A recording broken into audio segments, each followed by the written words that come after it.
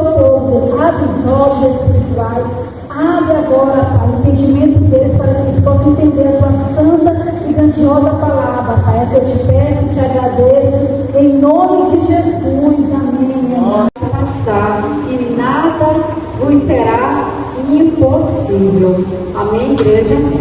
Glória a Deus. Igreja, eu gostaria de trazer nesta noite a história do jovem lunático. O jovem lunático, ele está relatado nos 3 evangelhos. Marcos, o qual nós acabamos de lermos, Mateus, Marcos e Lucas. Quem é esse jovem? A palavra do Senhor não nos fala a genealogia dele, de quem é ele, o nome desse jovem, não fala a genealogia do seu pai e não traz essas histórias. Mas, igreja, essa mensagem ela traz de forma edificante em nossos corações. Para cada evangelho ministrado essa cura, cada evangelista soube trazer essa história de uma forma diferente. Mas, igreja, antes de Jesus chegar nessa cura, nesse milagre, no socorro de um pai, Jesus vem passando por alguns momentos na sua vida. Ele passa pela multiplicação dos pães e peixe, vem trazendo essas histórias e Jesus fala o dever de levar a nossa cruz, amém? E esse dever de levar a cruz, igreja, se encontra lá em Mateus 16, quando ele diz: se alguém quiser seguir após mim, renuncie a si mesmo, renuncia a si mesmo, toma a sua cruz e segue. Amém, igreja? Jesus está falando, igreja, que para nós seguirmos Ele, nós temos que nos renunciar a alguma coisa em nossas vidas. Para nós seguirmos Ele e ter sobre nós a cruz, que não é mais um peso hoje em nossas vidas, nós temos que abrir a mão de alguma coisa. Seja ela no campo espiritual, seja ela no campo físico, no campo material, mas para nós seguirmos Ele, nós temos que abrir mão de alguma coisa, para nós seguirmos essa cruz e seguirmos firmemente para o alvo. Aí Jesus passa pelo monte da transfiguração, no qual ele leva alguns discípulos selecionados para esse lugar. Mas ao descer do monte, igreja, o extraordinário de Deus estava lá. A palavra do Senhor nos fala em Marcos, somente o evangelista Marcos traz a palavra lunático. Sabe o que significa, igreja? Jovem lunático, homem de fases, de lua. Porque naquele tempo, igreja, pessoas consideradas com problemas mentais eram consideradas fases de lua. Existia fase para cada temperamento de uma pessoa. E aí ele traz, somente Mateus traz essa simbologia lunático. E aqui, igreja, eu gostaria de passar um pouco para vocês, um pouquinho de cada evangelho conseguiu falar dessa mesma mensagem, porque Mateus, ele traz de uma forma, Marcos traz de outra, e Lucas, o doutor Lucas, traz de uma forma extraordinária. Mas Mateus, igreja, ele traz a história do que significa lunar, que significa a fase de lua. Mas Mateus traz a história quando Jesus já está conversando com seus discípulos. E sabe qual é a conversa de Jesus com seus discípulos? Porque não conseguimos expulsar o demônio. Porque, igreja, no versículo 1, Jesus está falando que ele está com uma grande multidão. Mas no versículo 15, a palavra do Senhor nos fala que esse pai pede: Senhor, socorra-me, tenha misericórdia do meu filho. Nós não temos nem a dimensão, amados irmãos, de que seria o sofrimento de um pai à busca de um milagre. Na ministração anterior que eu fiz, eu falei de uma mãe à procura de um milagre. E hoje não é diferente. Nós estamos falando de um pai, igreja, que tem esse índice do seu filho desde a sua infância. Não tem relatos de quanto tempo esse jovem vivia sofrendo. Mas tem um relato de um pai que lutou por essa cura. E Mateus, ele diz que o discípulo questionou o Senhor: por que não expulsamos? E Jesus fala, igreja, no decorrer de Mateus, e Jesus responde: pela pequena fé. A pequena fé que estava no seu discípulo não conseguiram expulsar o demônio daquele jovem. Mas o dia que Mateus se refere a esse menino,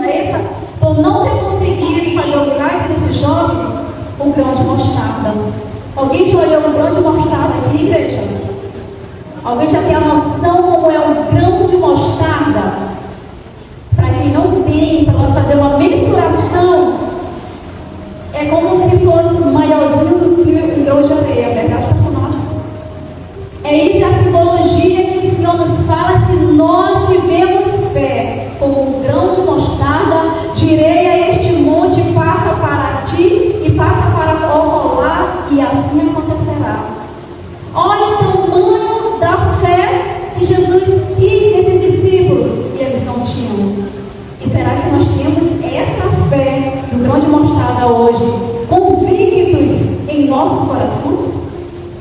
E a palavra do Senhor fala em Mateus que nada vos será impossível. Mas, igreja, finalizando em Mateus, a gente entra para Marcos, porque aqui nós já falamos que Jesus, a única palavra do jovem lunático que Jesus fala do grão de mostarda, somente está em Mateus. Quando chega, igreja, em Marcos, capítulo 9, versículo 14, ele também se refere da mesma história e do mesmo milagre desse evangelho.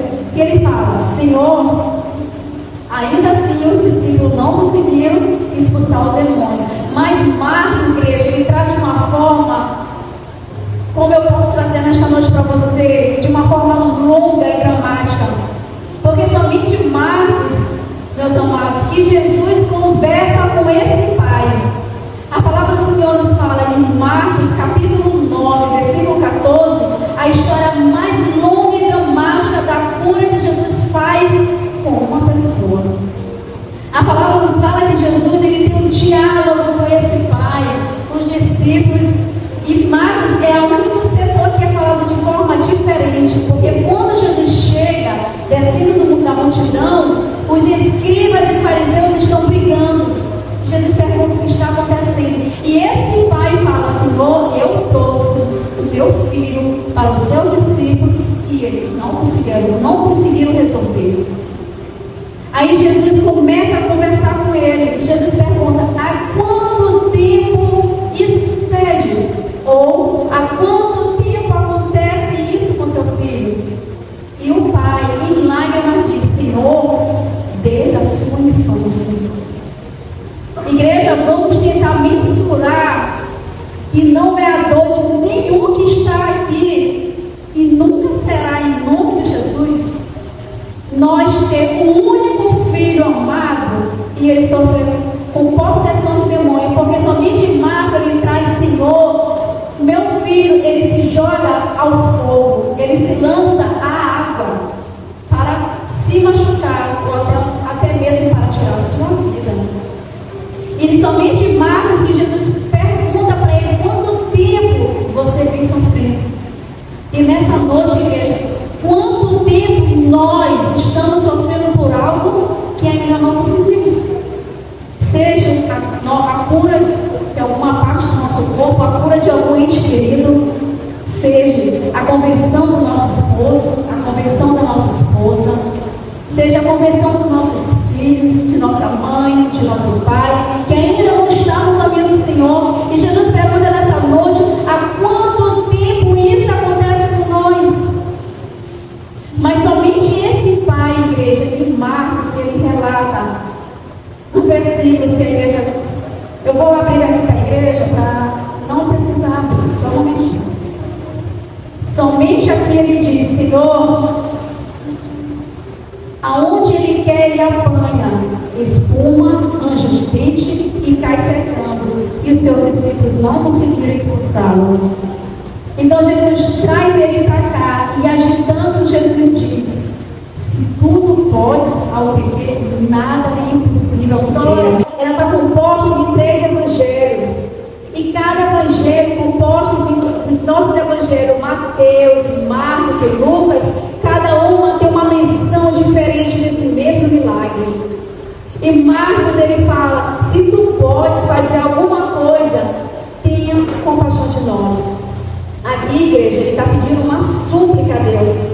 E sabe que Jesus responde: se tu podes fazer alguma coisa, se tu podes, tudo é possível que crê. Amém? Aqui ele nos mostra que nada é impossível para nós.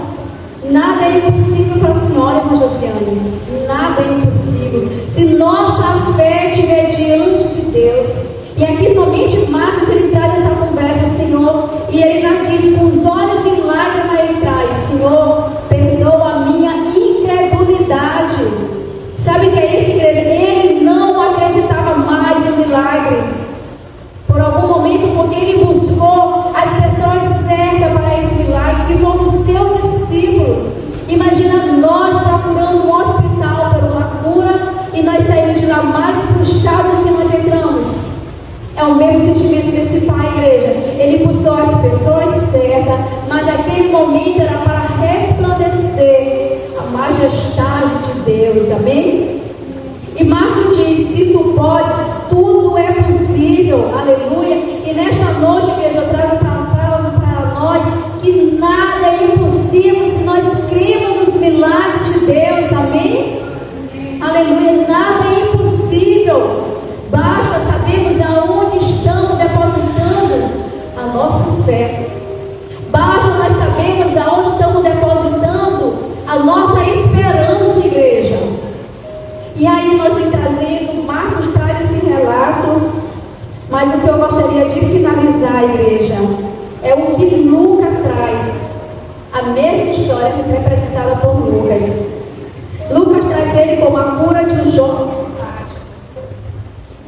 Mas, igreja, somente o Evangelho de Lucas consegue trazer o amor de um pai. Somente o Evangelho de Lucas, igreja, consegue demonstrar a súplica, o sofrimento de um pai. Porque Mateus, ele passa de uma forma muito decorrente para mostrar o grão da mostarda e da fé. Marcos traz a simbologia da história, Jesus conversando com aquele pai, Jesus falando para eles o dever de tudo é possível que crer. Mas somente Lucas traz uma única referência que é mencionando somente nele, Filho único. A palavra do Senhor nos fala em Lucas capítulo 9, versículo 37 e 38, que Jesus, ao descer do monte da transfiguração, para o monte onde ele estava, foi ao encontro de uma grande multidão. E o versículo, igreja, 38 é o que impacta hoje os nossos corações. Ele diz: eis que um homem dessa multidão clamou dizendo: Mestre, peço-te que olhes para o meu filho, porque é o único que eu tenho. Amém, igreja? Somente esse evangelista, igreja, ele traz a narrativa de um pai. Somente esse evangelista, ele traz de uma forma: Senhor, eu peço que tu te olhe não para mim. Ele não pediu compaixão por nós. Ele não pediu compaixão pela dor de um pai. Ele pediu: Senhor, olhes para o meu filho, pois ele é o único que eu tenho. Amém, igreja? Você consegue entender a mensuração de um amor de um pai? Quantos pai e mãe nós temos aqui nessa noite? Eu imagino que nós aqui estamos dispostos por qualquer coisa para os nossos filhos. E esse pai aqui, igreja, que tinha o seu filho desde a infância, sofrendo por um espírito maligno, no qual fazia o seu filho sofrer, somente ele consegue dizer a dor que ele sente. Mas somente o evangelista Lucas, por ele ser um doutor, não da lei, mas da medicina, ele traz a dor desse pai. Ele diz: Senhor, eu peço pelo meu único filho. E hoje, igreja, nesta noite eu trago essa mensagem para a igreja, da forma no qual nós devemos trabalhar a nossa esperança. Aonde está depositado a nossa fé, igreja? Aonde está depositado a nossa esperança? Será que nós teríamos um pouquinho dessa fé desse pai? Será que alguém aqui, nem nos nossos pensamentos, nós não conseguimos mensurar a dor deste homem? Mas somente ele sabia o que ele queria, igreja. E hoje, nesta noite, nós temos que saber quem nós cremos, quem nós somos e quem nós buscamos nos momentos de desafios da nossa vida. Nós aqui nesta noite, igreja, temos que sabermos quem é Deus em nossas vidas. Se conta dessa história que se nós cremos, tudo é possível ao que crer. E hoje, igreja, eu afirmo a vocês que nada é impossível. O que nos limita dos nossos sonhos, das nossas vitórias, é uma barreira que nós chamamos ela e crescemos dentro dos nossos corações, chamada de incredulidade. É isso que afasta de eu ter o carro que eu desejo, a casa que eu sonho, minha família constituída, muitas vezes pela incredulidade que existe dentro do meu e do seu coração.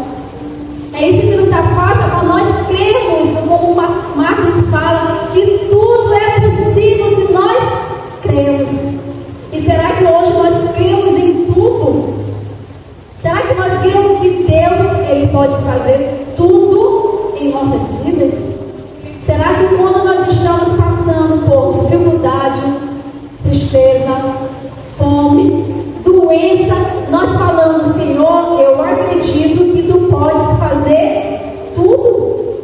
Será que a gente tem essa convicção dentro dos nossos corações que nós, com Ele, nós podemos, tudo é possível que crer? E hoje eu convido a igreja para que nós possamos acreditar e colocar a nossa fé em prática nesta noite, assim como esse pai fez, igreja. Porque somente esse o pai de Jó de Lunático conhece e sabe a dor que ele passou. E ele tem a vida transformada, porque no versículo 45 o Senhor fala, ele foi para casa, seu filho ficou curado, aleluia. Somente Deus, igreja, Ele cura nossas aflições. Somente Deus cura a nossa casa, a nossa família, o nosso esposo, os nossos filhos. Somente Deus, igreja. E que possamos ter em nossos corações convictos de quem é Deus em nossas vidas, amém? Senhor é o nosso ajudador, amém. Minha família é projeto do Senhor, protegida e guardada com amor. Minha família é projeto do Senhor.